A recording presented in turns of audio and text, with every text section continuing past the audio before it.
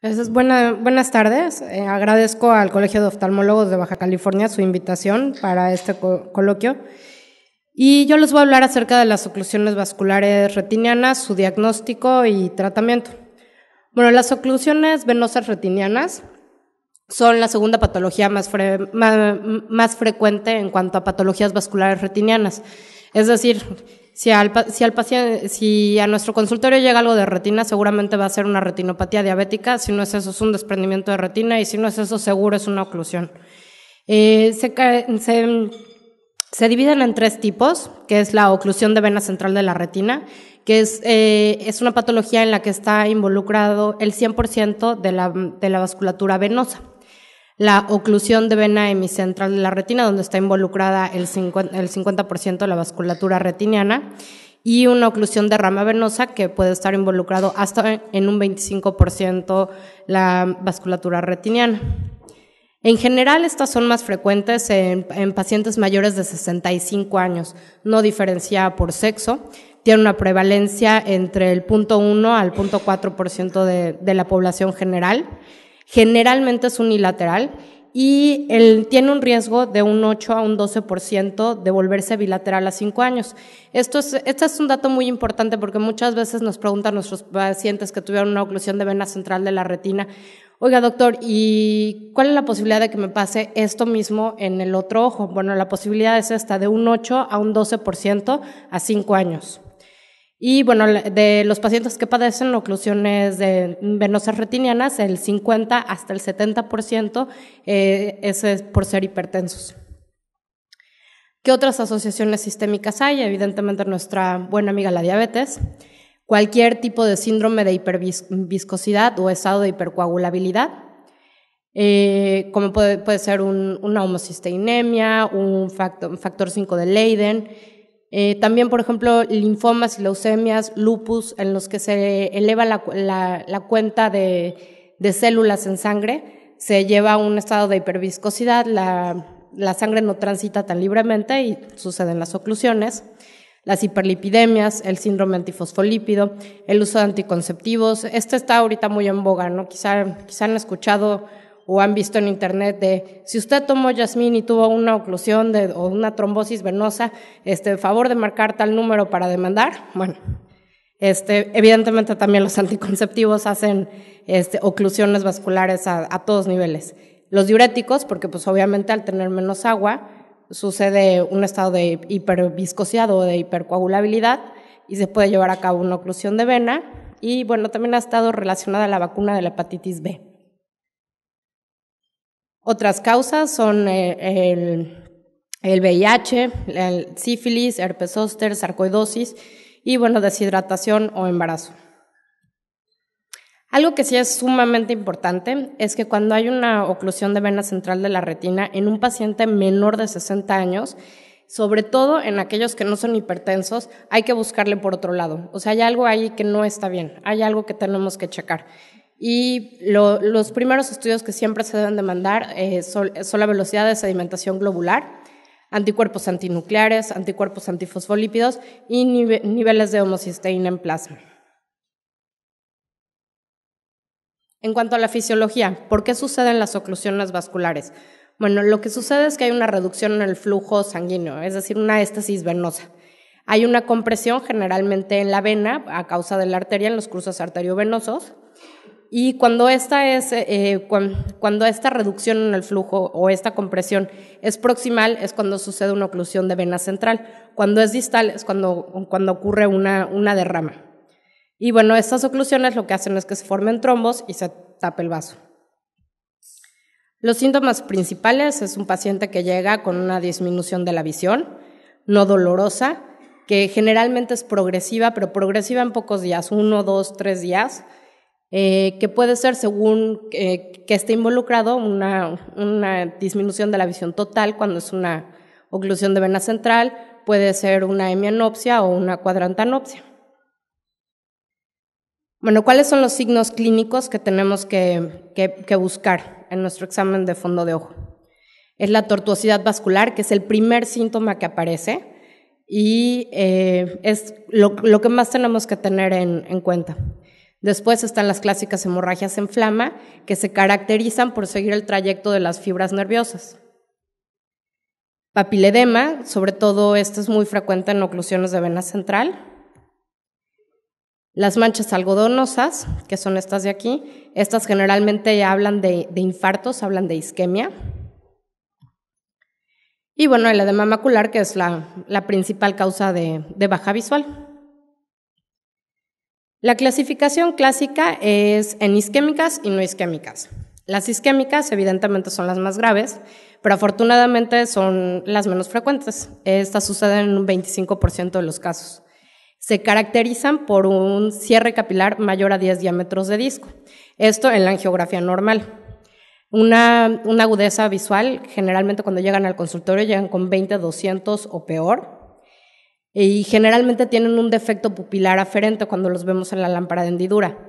Y bueno, con estas tenemos que tener muchísimo cuidado porque se calcula que de un 40 a un 60% desarrollarán glaucoma neovascular en los siguientes 3 meses.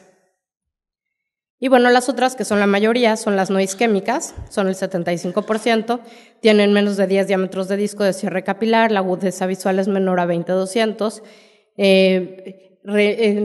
presentan neovasos en hasta un 2% de los casos y generalmente se presentan sin un defecto pupilar aferente. En cuanto a los cambios crónicos que podemos observar, son edemas maculares, pacientes con hemorragia vítrea, sobre todo en las oclusiones de rama, no tanto en las centrales, sino en las de rama, presencia de membrana epirretiniana, vasos optociliares, que son estos que vemos aquí, neovasos en el iris o en ángulo, en las oclusiones de vena central, y en la papila o en la retina en las oclusiones de rama. También puede complicarse el asunto con una oclusión de arteria, que puede ser una arteria ciloretiniana que le quita la circulación a la mácula y produce una baja visual severa, o de una arteria central de la retina, que también es raro, pero llega a suceder por el papiledema tan grande que hay, y también produce una baja de visión a percepción de luz bastante significativa. No hay que olvidar siempre ver cuál es la visión para ver si es 20/200 mejor o peor. La presión intraocular, en la biomicroscopia siempre revisar que no haya rubiosis, que no haya neovasos en el ángulo, como vemos en estas dos fotografías. Y bueno, los estudios que generalmente enviamos son la angiografía con fluoresceína y el OCT. Entonces, bueno, la angiografía con fluoresceína, en realidad cuando tenemos, por ejemplo, una oclusión de vena central, en el momento agudo hay tantas hemorragias que lo que vemos es muy poco. Entonces, se considera que esta se debe de enviar hasta los 2 o 3 meses para poder evaluar las áreas de isquemia, una vez que las hemorragias en flama hayan aclarado. Ver neovasos en la retina en oclusiones de vena central es raro, pero lo que sí es muy frecuente es que hagan neovasos en la parte de adelante, es decir, está tan isquémica la parte de atrás que no les alcanza ni siquiera para hacer neovasos ahí, entonces los neovasos se van hacia la parte de adelante. Otra de las cosas muy frecuentes es el edema macular y la tortuosidad vascular. Esta es una fotografía de la mácula de un paciente con una oclusión de vena central de la retina isquémica. Podemos ver aquí los cierres capilares.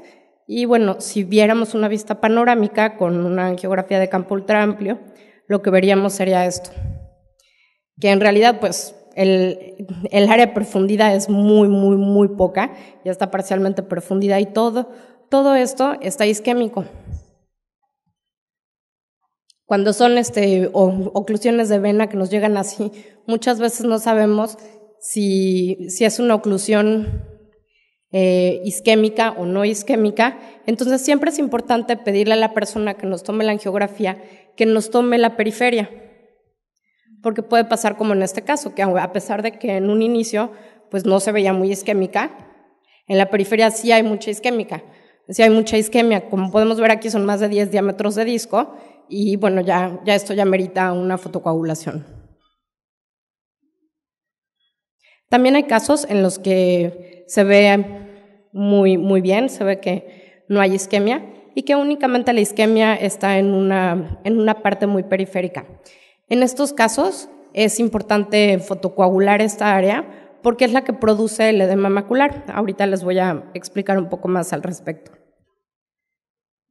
Bueno, en cuanto al OCT, el OCT, a mi parecer, es un estudio que es importante solicitarlo desde el inicio y llevar un seguimiento mensual cada 6 semanas.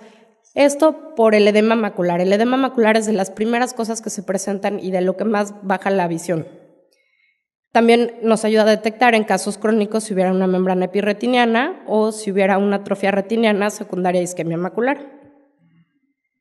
Por ejemplo, en este caso podemos ver el OCT y la angiografía, podemos ver un patrón petaloide. Aquí podemos ver los quistes en las capas internas, una elevación en el grosor, y este tipo de edema macular en patrón petaloide es más común en las isquémicas. También puede haber edema macular de patrón difuso, como este que vemos aquí, que pues presenta algunas alteraciones en la fluorangiografía, pero no tantas en el OCT.